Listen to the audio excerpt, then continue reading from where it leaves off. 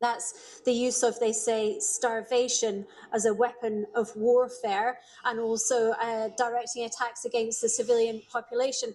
We should say throughout this, the ICC is saying there are reasonable grounds to believe, because this is the pre-trial chamber, and the ICC, like most courts, has a presumption of innocence. So this is before anything has gone to trial. They are saying there are reasonable grounds to believe that these crimes have been committed by Benjamin Netanyahu and Yoav Gallant on the basis of evidence presented to them by the ICC prosecutor Karim Khan. So just to give a bit more detail on what they're saying, the ICC pre-trial chamber found there are reasonable grounds to believe that the lack of food, water, electricity and fuel and specific medical supplies created conditions of life calculated to bring about the destruction of part of the civilian population in Gaza, which resulted in the deaths of civilians, including children, due to malnutrition and dehydration.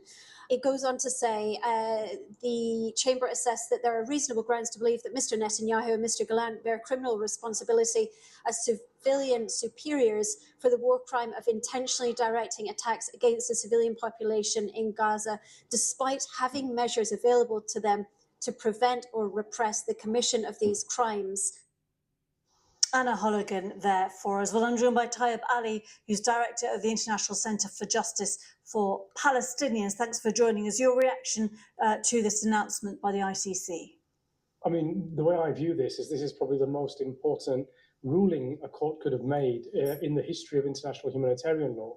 You have Israel, which has been in an occupying state over Palestine for decades and acted with complete impunity in support by Western and local, regional, other states for decades. And for the first time in the history of Israel, in the history of allegations made against Israel, you have the world's most senior criminal court finding reasonable ground for widespread and systematic attacks against the civilian population, which in turn turns into allegations of very serious war crimes. As you know, both the US has rejected this and Israel rejects this. And the chairman of the Knesset Foreign Affairs and Defence Committee, Yuli Edelstein, called it a shameful decision by a political body held captive by Islamist interests. What do you say to that? Well, I think the International Criminal Court, based on their own statute, is a long-term project by 125 states that are party to it, Western states included, Europe, the United Kingdom too.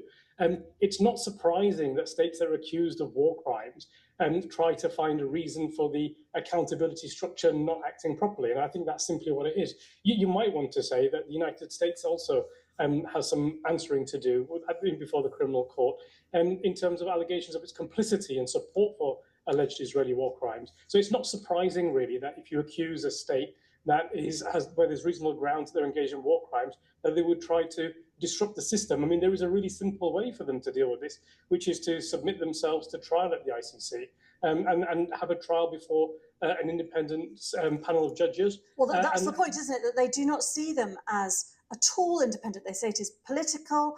The Israeli foreign minister said the ICC has lost its legitimacy. And the fact that Hamas, which is designated as a terrorist group by many Western countries, has welcomed the decision, doesn't that speak volumes?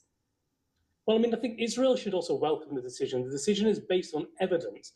Evidence can be is put to the judges. The judges look at that evidence, and that evidence then is subject to scrutiny by a defence counsel. And if there is any issue or credibility with that evidence that's put forward, that will be dealt with at trial. And you don't hear the same kind of allegations coming with regard to the ICC when the International Criminal Court issued an arrest warrant, for example, against Putin or African leaders. And in those circumstances, it was the bastion of international humanitarian law. It was championed for what it was doing. It's a curious suggestion that now suddenly it's something other than that.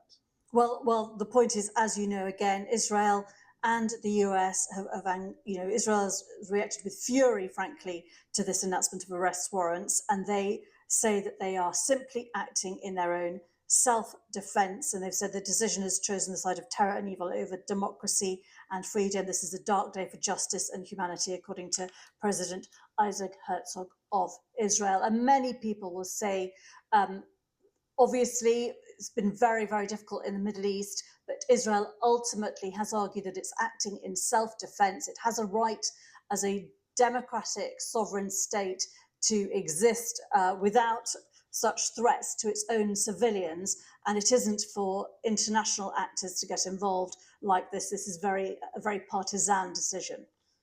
I think it's really important to come and look at the concept of self-defense. Self-defense has to be proportionate, it has to be reasonable force, it has to repel an attack, and once that attack has been repelled, it stops. Israel is not acting in that way. Allegations of 70% women and children being killed, allegations that at least 40,000 people have been killed in Israel's attacks across Gaza. Gaza's infrastructure entirely flattened, the health care system completely destroyed. That's not self-defense, that's something else. And as we've heard from the International Criminal Court now, from judges, that it appears to be a widespread and systematic attack against the civilian population, which is unlawful.